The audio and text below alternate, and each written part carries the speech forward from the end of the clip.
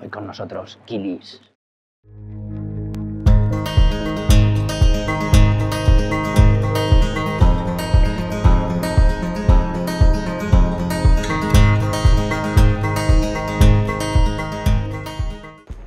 Hola chicos, no son asesinos, ¿vale? Kili no... El origen de la palabra no tiene que ver con asesino ni nada por el estilo. De hecho se dice que tiene que ver con la palabra alemana Kili o algo así, que tiene que ver con una traducción algo así como riachuelo o afluente o algo así. Kilis, estamos hablando de una de las familias de peces más demandada, por la que más nos preguntáis, entonces vamos a hablar un poquito de ellas. Dentro de lo que son peces de agua dulce, seguramente sea de las familias, si no la más numerosa, de las más numerosas en número de especies que podemos encontrar, ¿vale? Estamos hablando de más de 1.300 especies de Kilis se conocen en el mundo. Y seguramente sean a lo mejor pues, 1.400 o 1.500 a día de hoy. No sé deciros exactamente el número, pero es súper numerosa. Dentro de lo que es nuestra afición, encontrar las 1.300 va a ser entre imposible o muy complicado. Encontramos unas cuantas especies dentro del hobby con más o menos frecuencia. Entonces, hablemos. ¿Qué tienen de particular estas especies? Pues los Kilis en general, porque claro, estamos hablando de una familia tan grande que vamos a encontrar siempre especializaciones, evoluciones y adaptaciones a hábitat que se van a salir un poquito de lo que hablo. Pero en general, para que os hagáis un poco de idea, peces de tamaño pequeño, en su mayoría, estamos hablando de entre los 5, 4 a 6 centímetros, se suele mover la mayoría de especies. ¿Algunas especies son un poquito más grandes? Sí, algunas especies llegan incluso a los 15 centímetros de longitud, pero no es lo normal, no solemos encontrar ejemplares tan grandotes dentro de la familia de los Kilis. Animales con dimorfismo sexual, es decir, machos y hembras no se parecen en nada. Los machos son súper coloridos, las hembras son más o menos pálidas. ¿Por qué? Porque el macho tiene que seducir a todas las hembras posibles, es una adaptación reproductiva, es lo que sería una selección sexual. Cuanto más bonito y más atrayente es el macho, más hembras va a poder aparearse, y sin embargo las hembras van a tener que mimetizarse con el ambiente, van a tener que no llamar la atención, porque ellas son las que van a tener que poner los huevos y no tienen que llamar tanto la atención, entonces son más disimuladas en coloración y más camuflaje dentro del hábitat. Muchísimas de las especies tienen el cuerpo como plano en la parte dorsal y la boca muy superior.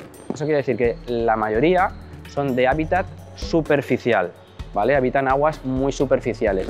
De hecho, la boca está muy adaptada a la depredación de larvas de mosquito, ¿vale? Son grandísimos depredadores de larvas de mosquito.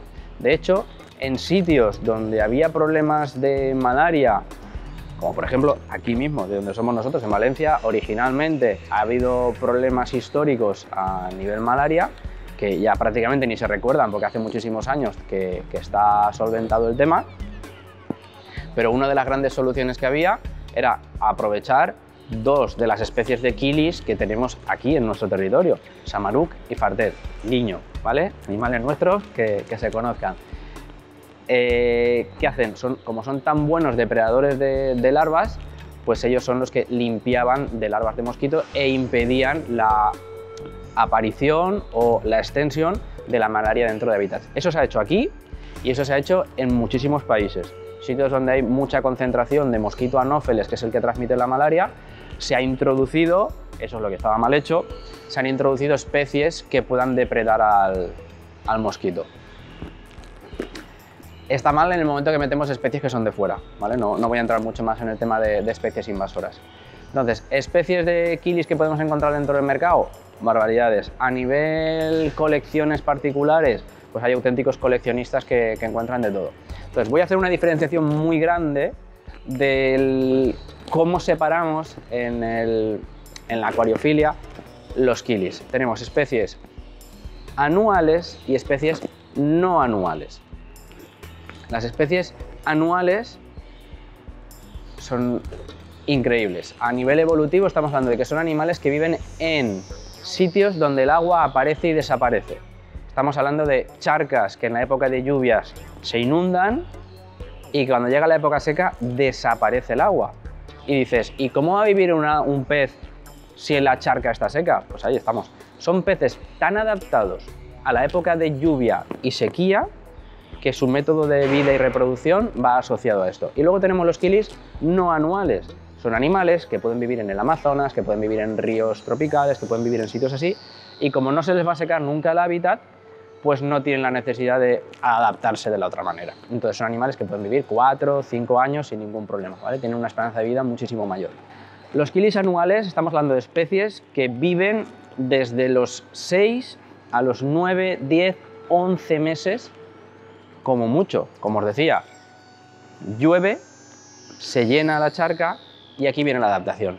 Tienen la capacidad de enterrar, de depositar los huevos y que estos huevos tengan un corion, tengan una corteza o una cascarita tan bien preparada evolutivamente que permite aguantar épocas de sequía. De hecho, hay especies de kilis que viven en zonas completamente desérticas, que a lo mejor llueven 3 o 4 veces en el año y tienen muy poquitos meses donde completar el ciclo.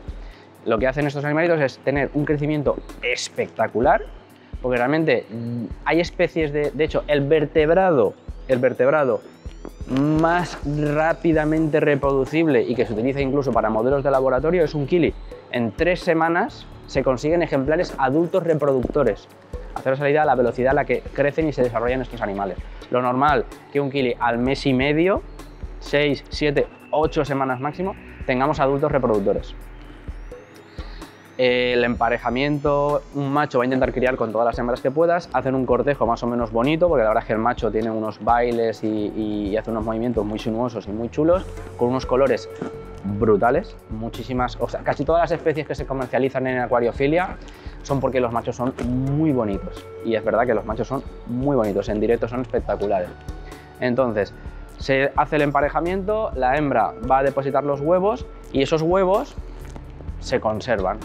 De hecho, hay especies que si los huevos se permanecen en el mismo acuario, se pudren. Están tan adaptados a recibir una época de sequía que o se sacan los huevos del agua y se mantienen en unas condiciones un poquito especiales, o los huevos se pudren, les atacan los hongos, no están preparados para vivir dentro del agua. Pues es una gran adaptación evolutiva. Estamos hablando de lo que llaman los peces del desierto. Eso, lo que os decía.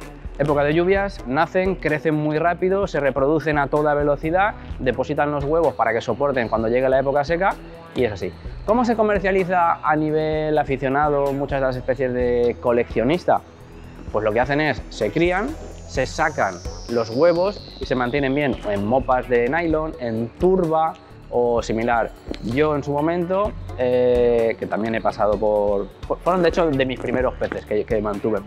Yo coleccionaba y los huevos los mantenía en los antiguos, esto ya os sonará raro, los carretes de fotos. Antiguamente, cuando las cámaras no eran digitales, tenían unos carretitos de fotos para revelar, y entonces el cacharrito donde venía el carrete, yo me los guardaba, los llenaba de agua, le hacía un pequeño agujerito para que tuviera ventilación y le ponía una gotita de azul de metileno.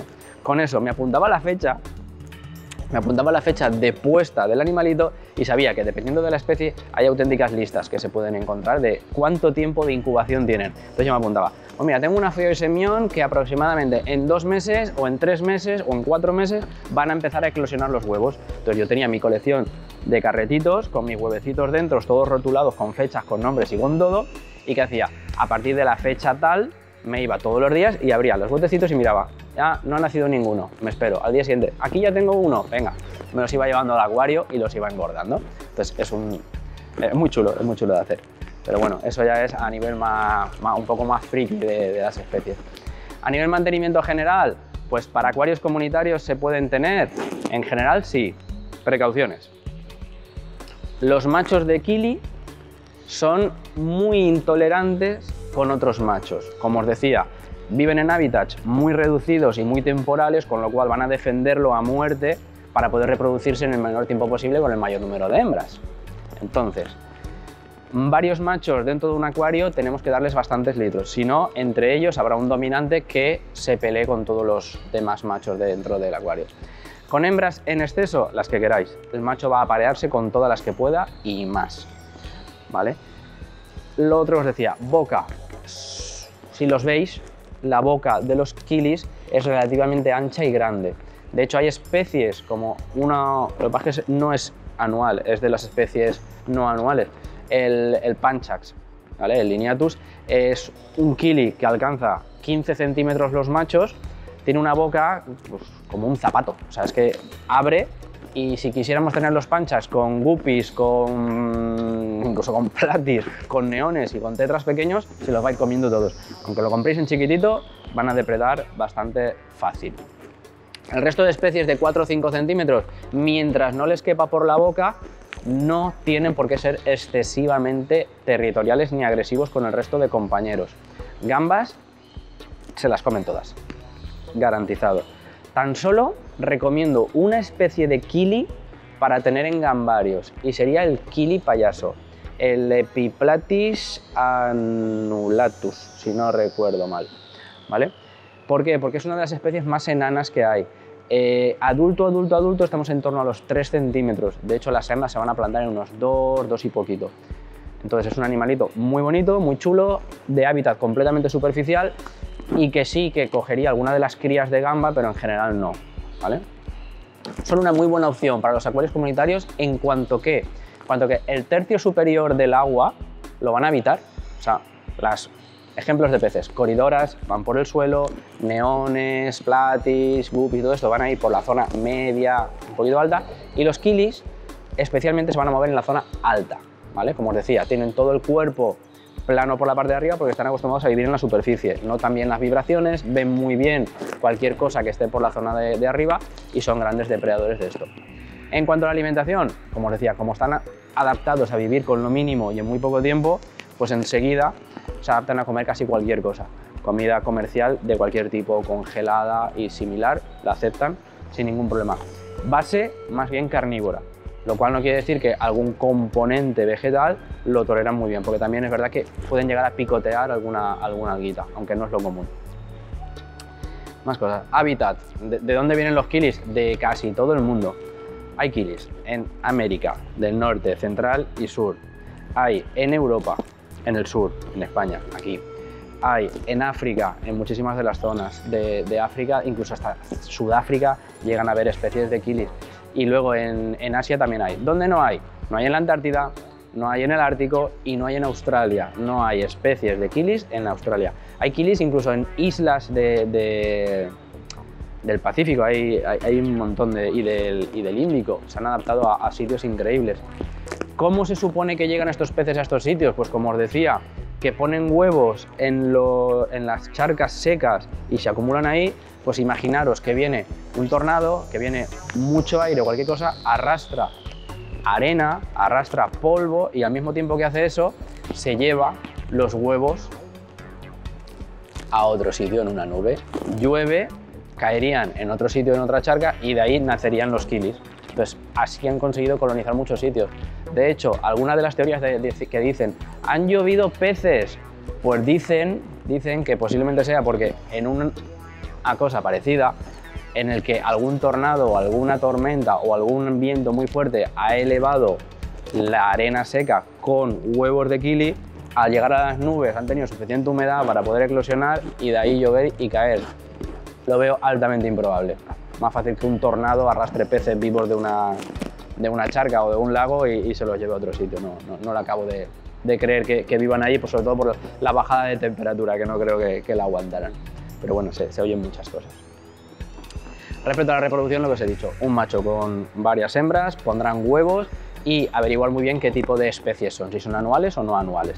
Si son anuales, la recomendación, sacar los huevos y ponerlos en turba, apuntarlos la fecha y conservarlos, ¿vale? Porque hasta que no ha pasado X tiempo, tienen una diapausa, tienen un tiempo en el que tienen que madurar esas larvas para poder volver a eclosionar y volver a nacer esos bebés. Una vez lleguéis más o menos a la fecha, os montáis un acuario, metéis los huevos y ellos solos nacen muy fácil, no son complicados. La reproducción, lo más complicado que hay, que no se coman los huevos una vez puestos. Entonces, o metéis bien mopas de nylon, o metéis el sustrato que no puedan llegar a depredarlos, poco más.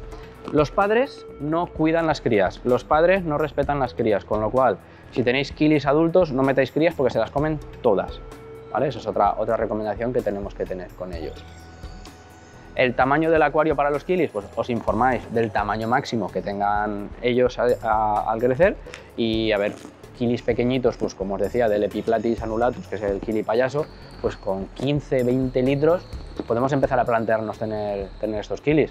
Especies más comunes, como pueden ser Nodobranchius, Aphyosemion, todas esas especies, Cinolebias y todos los demás, pues en 40-50 litros perfectamente. Y si vamos a acuarios comunitarios, pues en esas medidas nos podemos mover, ¿vale?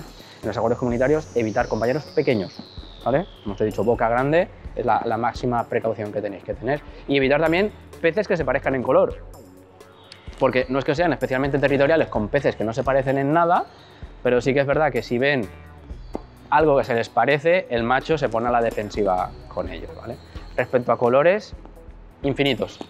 De hecho, hay especies que tienen un montón de variedades de color, como pueden ser los Aphyosemion, Garneri, pues tienes un montón de coloraciones solamente por las localidades. Pues si son de, creo recordar, si son de Nigeria, si son de Camerún, si son de cada zona, pues tienen diferentes colores. Eso solamente en una especie. Si vamos saltando de especies, una auténtica locura. Así que investigarlos, verlos. El principal problema que a nivel tiendas pues son más o menos testimoniales, no hay especies especialmente frecuentes. ¿Cuáles son las más comunes? Pues alguna especie de Nodobranchius, como puede ser el Rachobi, los Cinolebias, como el Nigripinis, y luego kilis no anuales, como los Panchax, son de los más comunes que podemos encontrar. Pero de todas maneras, ir a vuestra tienda de confianza, hablar con vuestro comercial de confianza, con la persona que os vaya a atender en la tienda y decirles, estoy buscando esto, y que se informe y que pregunten, y muchas veces podemos encontrar más especies de las que a lo mejor esperamos, ¿de acuerdo? Entonces, es una gran adición, un experimento de la naturaleza que podéis disfrutar dentro de casa, una auténtica belleza en colorido y en comportamiento, son súper activos y súper fáciles de mantener. Y luego, a nivel calidad de agua, es que abarcan tantos hábitats que es muy difícil que os pueda decir el agua de tal manera. Los amazónicos de la zona ácida van a querer agua ácida, los que viven en zonas especialmente calcáreas, es que hay especies en el lago Tanganica con pH 8, el Lampriptis tanganicanus, que es el único kili que vive allí. Es que ese no cumple las condiciones. Los ríbulos del Amazonas, es que hay sitios que viven en pH 4,5 o 5. Entonces, más importante que os informéis del requerimiento de cada una de las especies, porque abarcan tanto que es imposible dar unos parámetros bien centrados, y a partir de ahí ellos os informáis. Los kilis no anuales son auténticos, como os diría, rocas, pues lo aguantan casi todo, porque tened en cuenta que son tan fuertes, están tan adaptados a hacerlo todo en tan poco tiempo y con muy poco, que incluso aguas, no digo que lo hagáis, pero que en aguas que no están bien cuidadas siguen sobreviviendo. O sea, su objetivo va a ser crecer y reproducirse lo más rápido posible. Entonces, que los nitratos están altos, tirarán para adelante. Que no es el pH perfecto, van a aguantarlo. Entonces, en general, peces muy resistentes y muy agradecidos en todo el mantenimiento. Así que espero que os haya gustado toda la información que hemos dado. No es una ficha, es una mega ficha de un montón de peces que tenéis ahí. Y nada, espero que esté resuelta todo el tema de la petición de los kilis, hablar de los kilis, hablamos de los kilis, ya lo tenéis, chicos. Así que espero que estéis contentos, como ya sabéis, likes, compartirnos, hacernos crecer el canal, porque os queremos llegar a muchos. Y nada, cualquier cosita nos vais comentando, que ya sabéis que leemos, estamos atentos a los comentarios, y cuidaros mucho. Bye, bye.